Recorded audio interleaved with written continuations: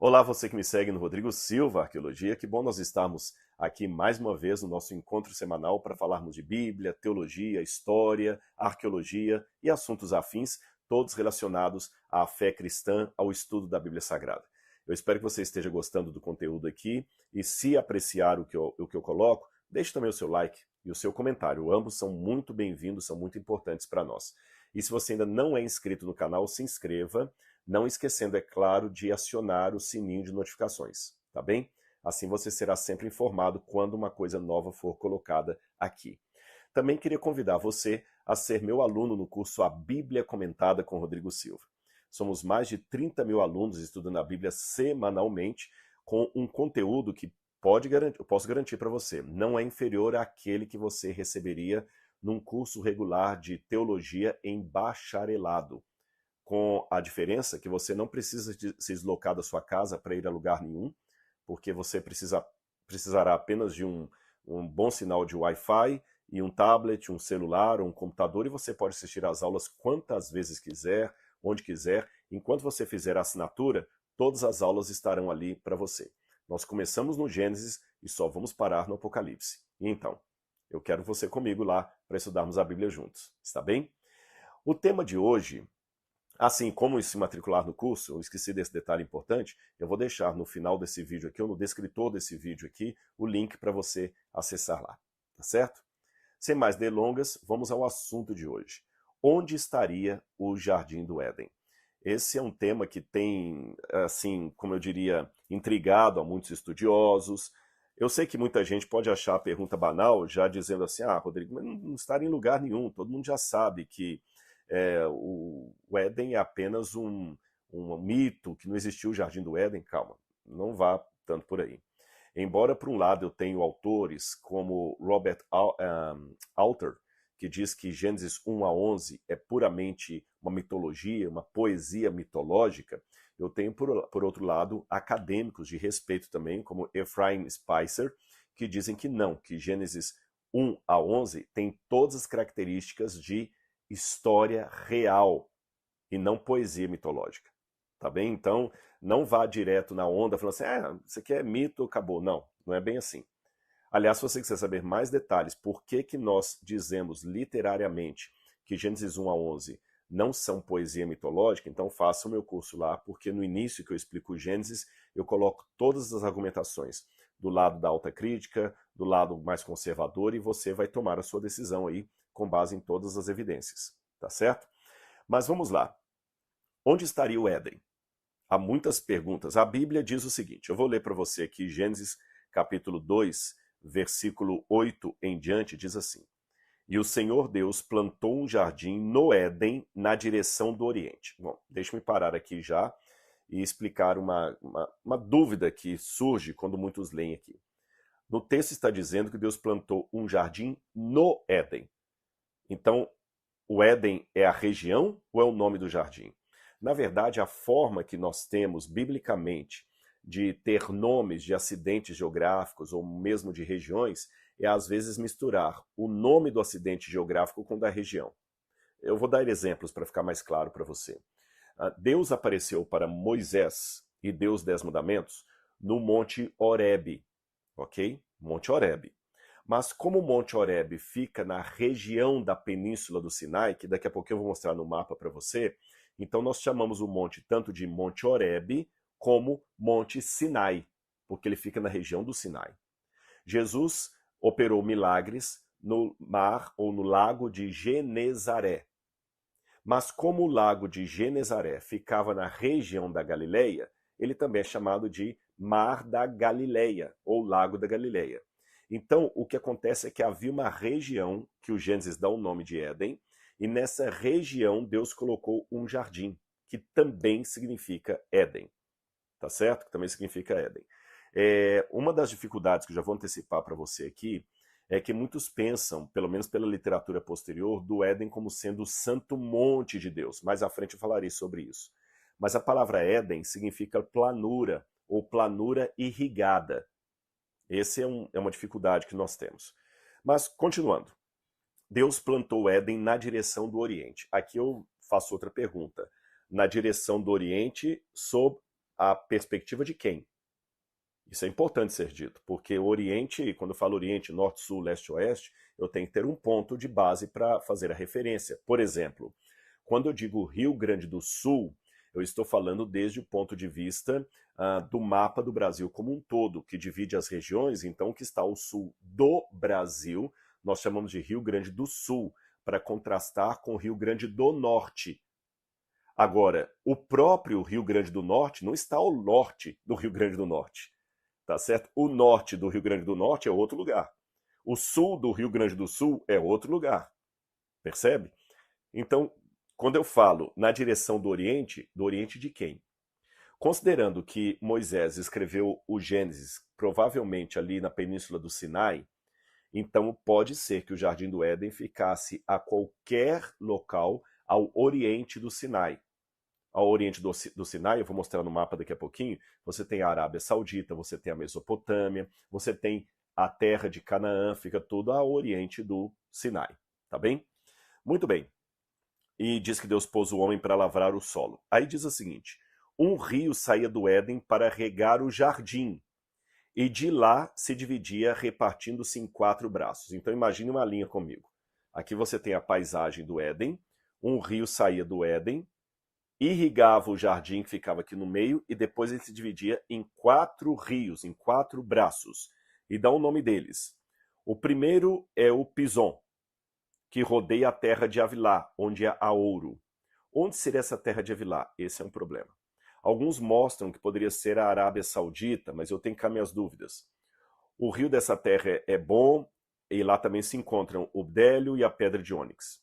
O nome do segundo rio é Guiom, ou Gihom, que rodeia a terra de Cush. A terra de Cush seria provavelmente a Etiópia, outros pensam no Sudão, alguma coisa ao sul do Egito. O nome do terceiro rio é Tigre, que está hoje ali no Iraque. É o que corre pelo leste da Assíria. E o quarto é o rio Eufrates. O rio Tigre e Eufrates nós temos identificado hoje, são aqueles 2 rios que estão ali no Iraque, da antiga Mesopotâmia. A palavra Mesopotâmia significa terra entre rios, entre o rio Tigre e Eufrates. Mas o rio o rio Gihom e o rio Pison, não sabemos onde estaria. E também eu faço uma outra pergunta já aqui para adiantar. Seriam esses Tigre e Eufrates, esses rios, os mesmos Tigre e Eufrates mencionados no Gênesis? Esse é o problema. Bom, como candidatos à localidade original do Éden, nós temos várias propostas. Alguns pensam que o Éden poderia ficar na ilha de Bahrein, que eu vou mostrar para vocês. Outros pensam que o Éden poderia ser no Líbano. Esses que apontam o Líbano, eles até apresentam um texto bíblico. Quando eu fui lá no Líbano, eu lembro eles mostrando isso. Ezequiel capítulo 31, versículo 16, diz assim: fiz tremer as nações ao som da sua queda, quando fiz descer ao mundo dos mortos com os que descem ao abismo. Todas as árvores do Éden, as mais bonitas e as melhores do Líbano, todas as que foram regadas pelas águas, se consolavam nas profundezas da terra. Então alguns colocam, vejam, todas as árvores do Éden, as mais bonitas e as melhores do Líbano. Então o Éden é o Líbano. Mas é complicado a gente falar isso aqui, porque essa porção no hebraico ela é dúbia, ela pode ser lida como se fosse um aposto, tá certo? Todas as árvores do Éden, isto é, aquelas do Líbano, ou eu posso ler isso de uma maneira sequencial. Todas as árvores do Éden, as mais belas do Líbano, porque do Líbano vinha toda a árvore para Jerusalém, então ele está falando de uma sequência, não de um aposto. Então, para mim é fraco dizer que o Líbano seria o lugar do Éden com base nisso aqui. Mas existe essa tradição. Então, já falei do Bahrein, já falei do Líbano. Outros pensam que o Éden poderia ser na região da Pérsia, porque no futuro o Éden será chamado de paraíso, e a palavra paraíso vem de Pardes. Pardes não é uma palavra hebraica, é uma palavra persa. Então, alguns pensam que poderia ser ali. Outros acham até que o Éden poderia ser em algum lugar no Golfo Pérsico e que os 4 rios, vou mais adiante falar disso, seriam o Tigre e o Eufrates, que já estão ali, o Nilo, aqui embaixo no Egito, porque fala que vai pela terra de Cush, então um rio seria o Nilo, porque Cush seria a Etiópia ou o Sudão ali embaixo, e o outro rio seria o rio Ganges, que está lá no outro lado, lá na Índia. Outros pensam que seriam 2 afluentes do próprio rio Tigre, ainda, ou do rio Tigre e Eufrates. Há ainda outros, como os Mormons, por exemplo, que acreditam que o lugar do Jardim do Éden seria nos Estados Unidos. Há um outro grupo religioso que pensa que o lugar do Jardim do Éden seria na Inglaterra. E, pasmem, Cristóvão Colombo, que descobriu a América em 1492, você sabe que a expedição dele não terminou ali. Em 1492, ele vai nas Antilhas e descobre as Américas. Em 1498, Cristóvão Colombo desce para a América do Sul e, ao ver a exuberância daqui, julgou que aqui seria o Jardim do Éden. E há pessoas que pensam que a Amazônia seria o local original do Jardim do Éden. Há outras hipóteses também, existe uma que eu vou deixar para o final desse vídeo, que é a que mais me encanta, tá certo? Afinal de contas, onde seria então o Éden? Eu vou mostrar isso no mapa para ficar mais didático para você entender. Vou pedir a ajuda da Laura e você vai compreender isso no mapa para ficar mais claro, tá bem? Preste atenção. Enquanto eu vou lá para a sala para a Laura me ajudar com o Atlas, eu lembrei também de mais uma hipótese que eu acabei não apresentando para vocês. Esta até tem sido destaque em muitos jornais agora, que seria localizar o Jardim do Éden em Botsuana, na África, ali no rio Zambeze. Por quê? Muitos pesquisadores estão fazendo mapeamento genético de DNA e estão levantando a possibilidade de que aqueles que chegaram na região ali do Oriente Médio migraram da África para lá. E se eles migraram da África para lá, a existência de qualquer Éden, na interpretação dessa hipótese, seria na África, em Botsuana. E quem sabe o rio Zambeze seria um dos afluentes originais do Éden. Bom, é mais uma hipótese que está sendo levantada, mas eu vou me posicionar diante delas daqui a pouquinho. Vamos para o mapa do Oriente Médio, está bem? Aqui está um mapa do Oriente Médio com os possíveis locais que as pessoas apresentam para ser o ponto original do Jardim do Éden. Sempre, é claro, com base no texto da Bíblia. Lembrando que eu já falei para vocês, havia um rio que passava pelo jardim e ele se dividia em 4 braços. Um braço se chamava Rio Pison, o outro chamava-se Gihon, o outro chamava-se Eufrates e o outro chamava Tigre. Bom, como nós temos hoje na região do Iraque um rio chamado Tigre e o outro chamado Eufrates, como você está vendo aqui, muitos já tomam isto como ponto de partida para procurar a localização do Jardim do Éden.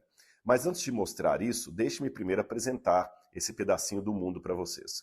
Aqui você tem o rio Nilo, com o delta do Nilo aqui em cima. O Nilo vem desde a parte sul para a parte norte e ele acaba desaguando no mar Mediterrâneo.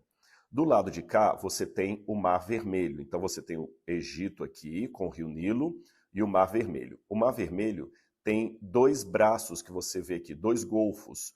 Um deles é o Golfo de Suez, que depois vai ser aberto aqui, formando o Canal de Suez, e o outro é justamente o de Acaba. Quando o povo de Israel saiu do Egito, só para você ter uma noção, eles atravessaram o Mar Vermelho por esse ponto aqui, ficaram 40 anos na Península do Sinai, no deserto do Sinai, até poderem chegar à terra prometida, que seria Canaã, aqui em cima. Esse aqui é o famoso Mar Morto, que está em Israel hoje. Aqui na parte sul nós temos a Arábia Saudita, aqui mais acima você tem a Jordânia, aqui a Síria, e essa parte aqui seria o atual Iraque. O Irã estaria por aqui, olha. Tanto é que nós temos a parte da Pérsia, que seria aqui. E aqui nós temos, já que falei em Pérsia, o Golfo Pérsico. Muito bem, mais um detalhe importante. Aqui em cima ficaria o Monte Ararat, de onde a Arca de Noé pousou e de onde os que sobreviveram ao dilúvio saíram para colonizar o mundo. Agora começam as posições ou as sugestões. Considerando que a Bíblia fala que havia um rio que atravessava o jardim e se dividia em 4 braços, lembrando, Pison, Gihon, Eufrates e Tigre, então eles pensam que esse rio poderia ser alguma coisa que viria aqui abaixo do Golfo Pérsico, e aqui eu já tenho um braço, olha, 1, 2, faltaria descobrir quais são os outros 2 braços que esse rio formava. Alguns sugerem, como por exemplo Yuris Zarims, que é um autor, um pesquisador historiador, que esses outros 2 rios, o Pison e o Gihon, seriam o Ad-Bastim e o Ad-Karim. O Ad-Karim é um braço que tem aqui e o Ad-Bastim seria outro aqui, olha. Então ele acha que aqui seriam esses 2 rios que formariam junto com o Tigre e Eufrates os 4 rios daquele rio original do Éden. Só que nós temos um problema com essa teoria. Qual é? Para um rio sair daqui e alimentar 4 canais, esses rios deveriam migrar para a região norte, eles deveriam subir, mas todos eles descem para desaguar no Golfo Pérsico. Ou seja, o sentido desses rios é para cá. Eles não sobem. Então, como é que poderia um rio sair daqui e alimentá-los, sendo que eles estão alimentando o Golfo Pérsico? Esse é um primeiro problema. O segundo problema é que nenhum desses rios, Tigre e Eufrates, nem os seus afluentes, são alimentados por um mesmo rio aqui no seu nascimento, no lugar onde eles nascem. Não existe isso. É bem verdade que o Tigre e o Eufrates se unem aqui, mas como eu falei, para desaguar no Golfo Pérsico. Eles não são alimentados por um mesmo braço de rio. Então isso torna difícil dizer que o Jardim do Éden seria nessa região. Com isso, cai por terra aquela hipótese que o Éden poderia ser na região de Bahrein, que é justamente essa ilha que fica aqui no Golfo Pérsico. Muitos pensam que aqui seria o Éden e daqui sairia o rio que formaria os outros 4. Essa ideia parece um tanto estranha à luz dessa geografia. A outra hipótese que alguns levantam é que o Éden não estaria aqui no Golfo Pérsico, mas em algum lugar ao norte da Mesopotâmia. Isso também fica estranho de ser colocado porque nós não temos nenhum indício arqueológico ou histórico que aponte um jardim paradisíaco por essa região aqui. Há ainda uma outra opção, que alguns dizem que o terceiro e o quarto rios não mencionados seriam o Nilo, que está aqui no Egito, e o rio Ganges, que está na Índia, que nem aparece nesse mapa. A dificuldade com essa hipótese é que tanto o rio Nilo quanto o rio Ganges estão muito distantes do Tigre e Eufrates, não tem nenhum acidente hidrográfico que os alimente em conjunto, ou seja, eles não se caracterizam como a Bíblia disse que estariam na época do Jardim do Éden. Ou seja, nada disso procede. Você está vendo que é difícil nós harmonizarmos tudo isso aqui. Então, as grandes dificuldades que nós temos são, em primeiro lugar, em que pese a existência de um atual Tigre e Eufrates, nós não sabemos onde ficariam os rios Pison e Gihon. A segunda dificuldade é que o atual Tigre e Eufrates não nascem de um mesmo rio, tá certo? Pelo contrário, eles só se unem para desaguar no Golfo Pérsico. A outra dificuldade é que o dilúvio modificou toda a paisagem da Terra. E só para você ter uma noção, esse pedacinho de chão onde nós estamos aqui, ele está sobre camadas e camadas de material geológico, inclusive fossilizado. Se o Jardim do Éden estivesse aqui, ele estaria em cima de camadas e camadas de elementos fossilizados. Isso me gera um problema teológico, porque eu tenho que colocar a morte antes do pecado de Adão e Eva. A bem da verdade, eu sei que há teólogos que dizem que antes de Adão e Eva havia uma civilização aqui na Terra que foi amaldiçoada por Deus. Essa civilização se tornou em demônios, e por isso os demônios hoje são criaturas pré-adâmicas que viveram aqui na Terra e perderam o seu corpo. Mas apesar dessa teologia, da qual eu discordo, não há base bíblica para colocar a morte antes do pecado de Adão e Eva, porque a Bíblia é muito clara em dizer que a morte foi uma consequência da transgressão do casal humano. Ou seja, depois que Adão e Eva comeram do fruto proibido, é que a morte passou a existir no planeta Terra. Logo, considerando que os fósseis são seres vivos que morreram, colocar esses fósseis abaixo de onde estaria o Jardim do Éden significa que quando o Éden esteve aqui, já havia morte no planeta Terra. Não faz sentido dizer isso à luz do texto da Bíblia. Por essas razões, acompanhando aqui o mapa, eu tenho dificuldade de dizer que por aqui ficaria o Jardim do Éden. Mas ainda assim resta uma pergunta a ser respondida.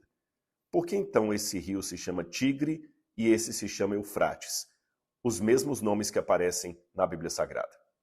Eu espero que tenha ficado mais claro para você então, a partir do uso do mapa ali, a localização dessas propostas do Jardim do Éden, tá certo? Eu agradeço mais uma vez a Laura, que me ajudou aqui a filmar enquanto eu mostrava ali. Essa é a nossa equipe aqui, Laura e eu e Laura, tá bom? Muito bem, pessoal, vamos continuar. Antes de responder essa questão, por que que os nomes Tigre e Eufrates, mencionados na Bíblia, ainda aparecem naqueles rios ali do Oriente Médio, tem um outro detalhe que eu acabei esquecendo também de mencionar antes, na verdade é outra dificuldade. É que quando eu vou aqui em Gênesis capítulo 2, versículo 14, diz assim: o nome do terceiro rio é Tigre, e é o que corre pelo leste da Assíria. Ora, que corre ao leste da Síria. O problema, isso foi apontado por Archibald Thomas Sayce, é que quando a Bíblia fala leste da Síria, fala defronte da Síria, isto é, defronte para o Oriente. E Archibald Sayce lembrou a todo mundo que Assur, que é justamente a Assíria, está justamente ao lado ocidental do rio. Então, geograficamente, nós temos esse outro problema aqui para resolver, tá certo? Desse modo, eu tenho que admitir para vocês que eu ainda lido com uma dificuldade em entender por que que Moisés usa categorias atuais, Assíria, Cuxi, para falar de algo que seria pré-diluviano. Eu ainda tenho essa questão para resolver aqui. Mas, de princípio, eu posso dizer para você que a minha hipótese é que o nome Tigre e Eufrates, que aparecem hoje ali no Iraque, não significariam necessariamente o Tigre e Eufrates da Bíblia, mas uma referência a eles. Calma que eu vou explicar melhor para você. Você se lembra que em determinado momento eu mostrei ali também no mapa o Ararat, onde a Arca de Noé pousou e de onde os descendentes saíram para povoar o mundo. Eu falei da cidade Erech, Eridu, etc. Lembra que eu falei isso para vocês? Muito bem. Considerando que aqueles primeiros imigrantes ali da região da Mesopotâmia são os descendentes daqueles que sobreviveram ao dilúvio, então é de se esperar algumas coisas importantes. Primeiro delas, que eles tragam ainda no bojo da sua cultura, da sua memória, reminiscências da história pré-diluviana. Isso é importante, que eles tragam essa reminiscência. E de fato, quando a gente vai olhar os primeiros documentos da humanidade escritos ali, porque foi ali que os sumérios inventaram a escrita, esses documentos fazem alusão a um paraíso na Terra, a um jardim idílico que eles tinham, um jardim maravilhoso, um paraíso na Terra, e eles chamam esse paraíso, é interessante que a palavra para esse paraíso que aparece em sumeriano é a palavra Edim, que é a mesma raiz fonética da palavra Éden, que eu voltei em hebraico. Esse é um ponto interessante. A segunda coisa que me chama a atenção é que mesmo os assírios, por exemplo, que vêm depois, eles continuam mantendo essa tradição. Nos documentos acadianos, por exemplo, você tem a palavra Edenu, fazendo alusão a um jardim paradisíaco. E, novamente, Edenu, Edim, são palavras que estão foneticamente na mesma base de Éden. Nesses documentos escritos pela humanidade, produzidos ali, pertinho do Golfo Pérsico, nas primeiras cidades que surgiram ali, onde a escrita foi inventada, esses documentos também falam que o primeiro homem chamava-se Lulu, Lulu é a palavra sumeriana para humano, e o seu nome era Adapa, que os linguistas entendem que é a mesma raiz da palavra Adama, que vem Adam, tá certo? Vermelho, de cor avermelhada. E eles dizem também, esses mesmos documentos, de um dilúvio que ocorreu em toda a Terra e a humanidade que foi expulsa desse paraíso idílico. Então você tem a ideia de um paraíso, uma expulsão de um paraíso e um dilúvio, com a arca e tudo mais. E sobreviventes ao dilúvio. Então aqueles sumerianos se dizem descendentes dos reis que são descendentes dos que sobreviveram ao dilúvio. Percebeu? É interessante como é que está no bojo deles ali uma história muito parecida com aquela que a Bíblia apresenta. Agora, sendo assim, e num outro vídeo eu posso explicar para você que isso não significa, como alguns têm argumentado, que a Bíblia plagiou esses mitos. Os argumentos para dizer que a Bíblia não é um plágio, eu posso dar num outro vídeo, tá certo? Não vou falar deles hoje, não.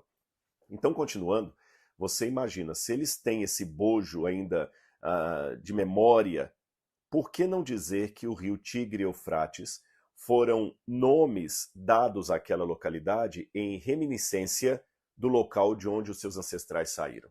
Não precisa ir longe. Nós temos vários registros disso acontecendo em nossos tempos. Por exemplo, nós temos aqui no Brasil a cidade de Novo Hamburgo. Novo Hamburgo, lá no Rio Grande do Sul. Por que Novo Hamburgo? Porque certamente os pioneiros que chegaram ali vinham da cidade de Hamburgo, na Alemanha, e resolveram então dar o nome daquele local com algo que lembrasse a terra dos seus ancestrais. Assim você tem também Nova Venécia, Nova Odessa no Espírito Santo, você tem Nova York nos Estados Unidos, Nova Inglaterra também nos Estados Unidos, ou seja, a Inglaterra fica nos Estados Unidos ou lá no Reino Unido? É lógico que fica lá no Reino Unido, aliás, o Reino Unido que fica na Inglaterra. Mas como é que você tem uma Nova Inglaterra, New England, nos Estados Unidos? Tá certo? É porque os que foram para lá vieram daquela região do mundo. Então, para mim, o rio Tigre e Eufrates são apenas um rebatismo daqueles rios com o nome de algo que tinha a ver com a história dos seus ancestrais. Simples assim. É assim que eu vejo essa questão. Então, para mim, é muito difícil falar de Éden hoje, sendo que ele é pré-diluviano. A superfície da Terra, depois do dilúvio, foi completamente alterada. Nós temos a tectônica de placas, nós temos a Pangeia, nós temos várias coisas que apontam para o fato de que hoje a crosta terrestre não é nem de perto o que seria antes do dilúvio. Então eu acho vã qualquer tentativa de localização no mapa atual onde estariam os rios originais do Éden, onde estaria o próprio Jardim do Éden. Mas eu deixei para o final uma hipótese de localização que ela me chama um pouquinho mais a atenção do que as outras, por uma questão teológica especial que eu vou dizer para vocês daqui a pouquinho. Um dos que colocam essa hipótese que eu vou colocar para vocês aqui é Lawrence Steger, que por muitos anos foi professor de arqueologia e línguas semíticas da Universidade de Harvard. Um nome assim muito reverenciado na academia, Lawrence Steger. E ele escreveu uma vez um artigo dizendo até sobre a localização do Éden em Jerusalém. Mais recentemente, outros como Jodie Magnus, que é uma também arqueóloga, que mora ali, que aliás ela vive muito em Jerusalém, ela não mora lá, mas vive muito lá, ela também aponta que Jerusalém seria o lugar do Jardim do Éden. Ambos, tanto a Magnus quanto o Steger, nenhum dos dois entra no mérito da questão da historicidade ou não do Jardim do Éden. Mas sim, eles remontam a uma tradição antiga de que Jerusalém seria o lugar atual do antigo paraíso.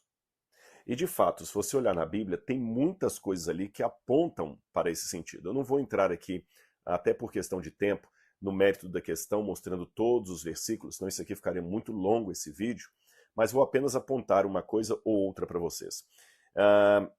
Eu quero ler uma passagem aqui para vocês. Eu já até mencionei a questão do Líbano como sendo Éden, mas eu quero agora destacar um outro dado aqui. Eu quero ler para vocês aqui Ezequiel, capítulo 28, versículo 14 em diante. Ezequiel, capítulo 28, perdão. Isaías, Jeremias, Lamentações, Ezequiel. Ezequiel, capítulo 28, versículos 13 em diante.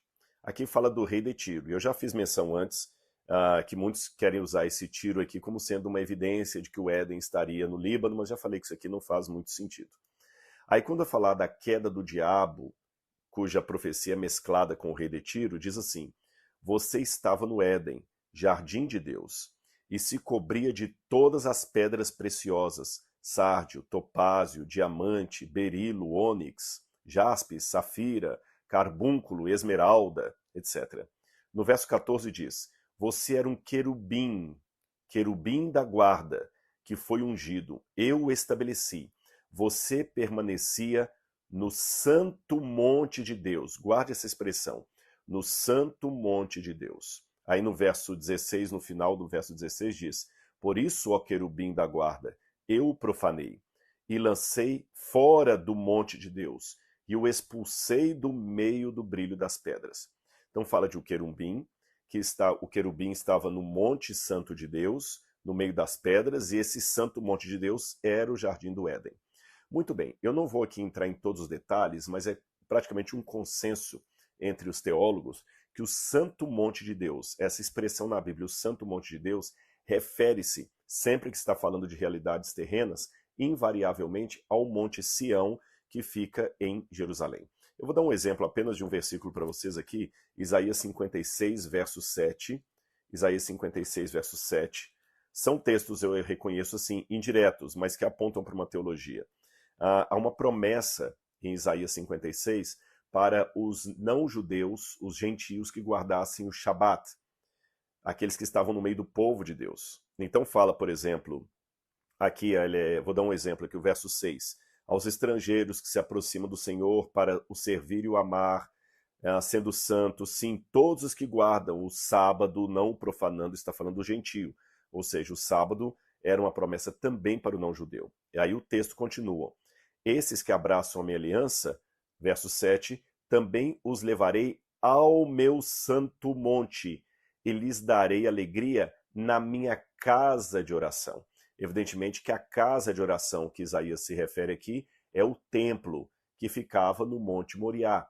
O Monte Moriá, evidentemente, é o Monte Sião. Eu sei que hoje quem vai a Jerusalém faz uma divisão geográfica entre o Monte Ofel, o Monte Sião de um lado, e o Moriá, como sendo 3 montes. Mas, biblicamente falando, o Santo Monte do Senhor é o Moriá que pega toda a cidade de Jerusalém, incluindo esses 3 pontos geográficos, o Moriá, o atual Sião e o Ofel, tá certo?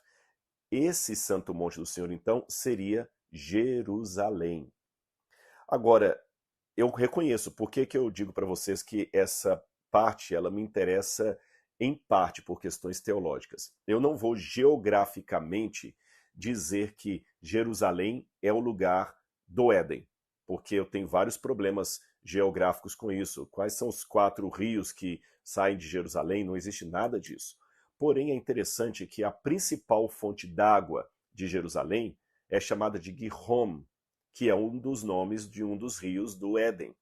Então isso me leva a crer, concordando com Lawrence Steger, que havia, desde a época da monarquia de Israel, desde a época do Antigo Testamento, uma tradição muito forte, baseada, é claro, em documentos que hoje nós não temos, que Jerusalém marcava, de certa forma, o lugar do Éden na Terra.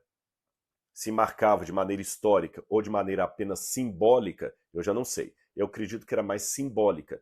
Ou, quem sabe, por inspiração divina, o profeta sabia que, se não houvesse o dilúvio, o lugar correspondente ao antigo Éden seria onde atualmente está Jerusalém. Porque mesmo que a Terra foi toda transformada depois do dilúvio, mas ainda assim é o planeta Terra, tá certo? Os pontos apenas mudaram sua localização e o formato da estrutura terrestre, mas em algum lugar ainda está. Quem sabe não seria realmente onde está Jerusalém, embora hoje nós não possamos ver os 4 rios que ali estão. Ou, na segunda hipótese, que para mim também não faz muita diferença, seria Jerusalém um símbolo do Jardim do Éden, um lugar simbólico do antigo Éden. O curioso é que quando a gente vai para o texto aqui de Zacarias, esse texto para mim é emblemático, Zacarias capítulo 12, fala o seguinte: naquele dia, capítulo 12, verso 3, naquele dia farei de Jerusalém uma pedra pesada para todos os povos. Todos os que tentarem erguê-la ficarão gravemente feridos, e todas as nações da terra se ajuntarão contra ela, contra Jerusalém. Veja, embora Jerusalém foi muito atacada ao longo do tempo, não há registro de nenhuma situação em que todos os povos do mundo atacaram Jerusalém. O único momento da história em que todas as nações atacarão Jerusalém, eu aconselho você a ler na sua Bíblia depois, está no Apocalipse capítulo 21, quando fala que Satanás, depois do milênio, reunirá todas as nações da terra, Gog e Magog, para atacarem Jerusalém. Isso é depois do milênio. Agora, que Jerusalém o diabo vai atacar? Com todas as nações do mundo, de uma só vez, cumprindo Zacarias 12. O Apocalipse dá a resposta. A nova Jerusalém que desce do céu. Então veja bem, o Éden, o paraíso que está no céu, é chamado de Nova Jerusalém. Essa Nova Jerusalém, diz Apocalipse 21, ela vai descer do céu, tendo a árvore da vida, tendo os frutos, tendo o rio com a água da vida, tendo o trono de Deus, ela vai descer do céu. É o Éden restaurado. E por que vai descer do céu? Deixa-me apresentar uma linha cronológica para você dos últimos acontecimentos. Quando Jesus vier das nuvens do céu com poder e grande glória, ele não vai descer aqui na terra, ele vai ficar no ar. A Bíblia diz que aqueles dentre nós que ficarem vivos, vamos ser arrebatados para o encontro com o Senhor nas nuvens. E os mortos em Cristo vão ressuscitar para igualmente subir para encontrar com Cristo nas nuvens. E o que acontece quando eles encontram com Cristo nas nuvens? O cumprimento de João 14, 1-3. Jesus falou: voltarei para levar vocês para a casa do meu Pai, para as moradas na casa do Pai. Então Jesus leva os salvos para o céu. 1000 anos depois, de acordo com o Apocalipse, desce do céu a Nova Jerusalém. E ela desce na terra. Agora olha como é bom estudar a Bíblia comparando parte com parte. Zacarias fala dessa batalha, mas não diz quando ela vai acontecer. O Apocalipse diz quando.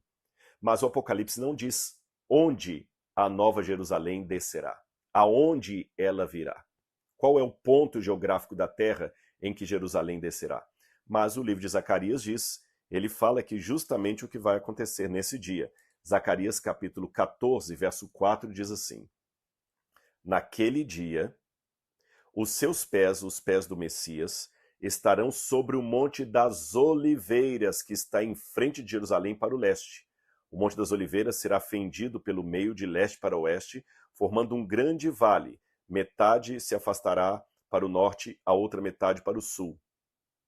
Então, diz o final do verso 5, então virá o Senhor, meu Deus, e todos os santos com ele. E é interessante que entre o atual Monte das Oliveiras e a cidade de Jerusalém existe um vale chamado Vale do Cedron, que na Bíblia é chamado de Vale de Josafá. Sabe o que significa Josafá na Bíblia? Yoshafat, Vale do Senhor julga. Isso que significa. E esse vale é chamado também na Bíblia de o Vale da Decisão, o Vale do Julgamento do Senhor. E a Bíblia fala que os pés do Messias será colocado sobre o Monte das Oliveiras, que ele vai abrir, vai fazer um vale.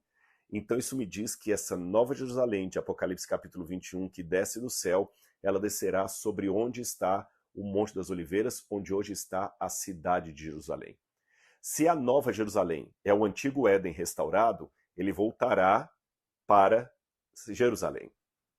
Especulação. Seria esta a razão pelo qual alguns acreditam que o Éden foi retirado da terra e voltará para o lugar de onde ele saiu? Isso é especulativo, eu não posso afirmar. Mas uma coisa é fato. Jerusalém é colocada na tradição bíblica como o Éden, o lugar do Éden depois do pecado. Seria o local apenas simbólico, Jerusalém representa o Éden, ou seria realmente o local original do Éden que nós sabemos pela inspiração dos profetas? Qual das duas hipóteses eu não sei, mas uma delas me parece muito verdadeira. Não é à toa que toda a liturgia do templo feita ali, especialmente por Salomão, faz com que o templo relembre o Jardim do Éden. Você vê, no Éden Deus colocou 2 querubins para proteger o caminho da árvore da vida. Salomão manda fazer 2 querubins grandes, enormes, para colocar dentro do templo. Assim como Moisés também colocara 2 querubins dentro do tabernáculo. Salomão constrói um jardim repleto de árvores ali nas cercanias do templo, ali no alto do Moriá, para lembrar justamente as árvores do Éden. O Éden seria justamente aquele lugar do santuário, o lugar onde a humanidade ainda poderia ter conexão com Deus.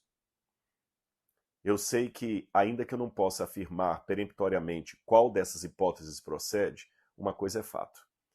Eu e você temos saudade do Éden. Saudade daquele dia em que estaremos para sempre com Cristo. Interessante falar de saudade referindo-me ao futuro. Eu sei que parece paradoxal isso, mas essa é a realidade. Nós estamos com saudade de um futuro que ainda não está aqui. Saudade de um dia que ainda...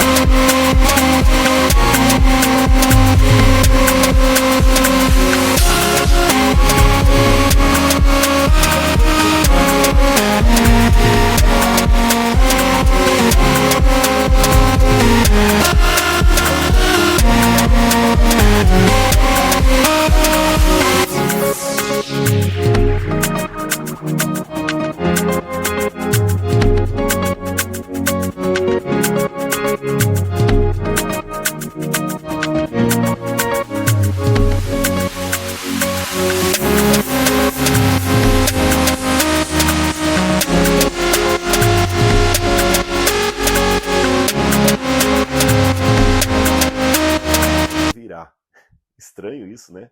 Porque saudade sempre remete para o passado. Mas teologicamente, os que são salvos por Cristo Jesus têm saudade de algo que ainda não veio. Eles anseiam por aquela realidade que ainda se fará presente. E em que sentido ela é saudade, sendo que ela aponta para o futuro? É porque nós temos ainda no nosso DNA um reflexo do que nossos pais experimentaram quando viviam inocentemente no Jardim do Éden. Dizem os especialistas, não é minha área, que o DNA pode trazer inclusive informações de memórias dos nossos ancestrais, ou seja, não se surpreenda de sonhar com uma cidade que você nunca foi, mas que a sua avó teve lá. Não tem nada a ver com reencarnação, nem espiritismo, nem espiritualismo, nem misticismo. Isso aqui é ciência. Você pode eventualmente ter flashes de memórias de coisas que você não viveu, mas os seus ancestrais viveram. E essas memórias são passadas pelo DNA. É um estudo que está saindo agora, isso é fantástico. Eu não sei mais detalhes, porque ainda está em processo.